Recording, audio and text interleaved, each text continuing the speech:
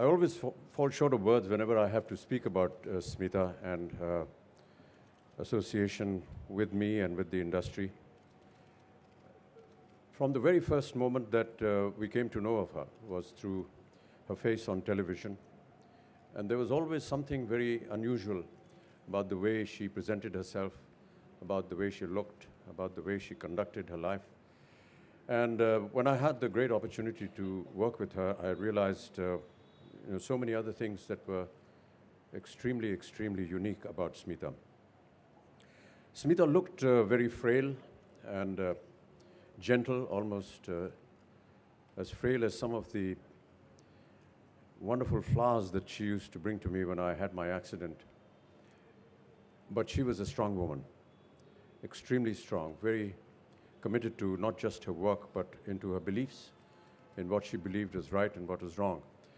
Some of the things that she did in cinema with me were totally against her nature, particularly a film like Namak Halal, where she had to do a rain dance with me. And she felt it was absolutely away from her culture and thinking, but because it was contracted to do something, we had to go ahead with it. And all the time, I used to keep reassuring her that everything will be fine. And then, I think a month or two after the film released, we happened to be in the same city and we met up. And she said, you know, Amitabh, I've worked in so many good films, great cinema, but I feel so sad because at the airport today, all they were referring to was Namak Halal. And she somehow felt a little awkward and embarrassed about that. But the greatest thing that I want to recall about Smita is her having a sense of premonition.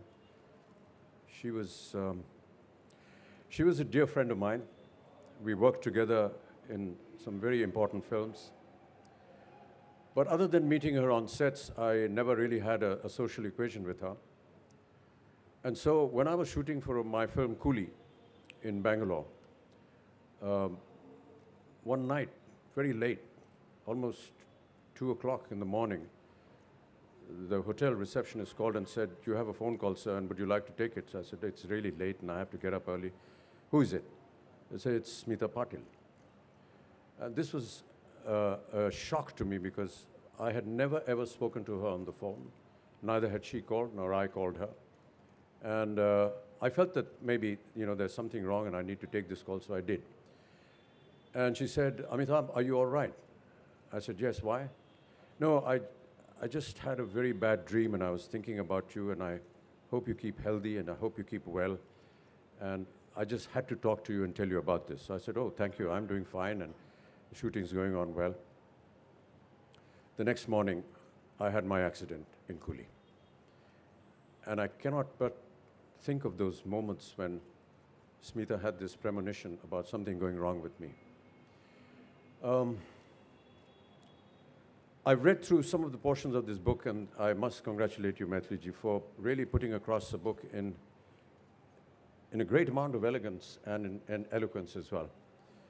There are portions which have been very deeply researched, and many of you who did not know her, as did Maithili did not know her, she has put together something which will give an indication of who and what Smita Patil really was. I'm going to read a few portions of this book a little later, but these are some of the words that I remember today about Smita. She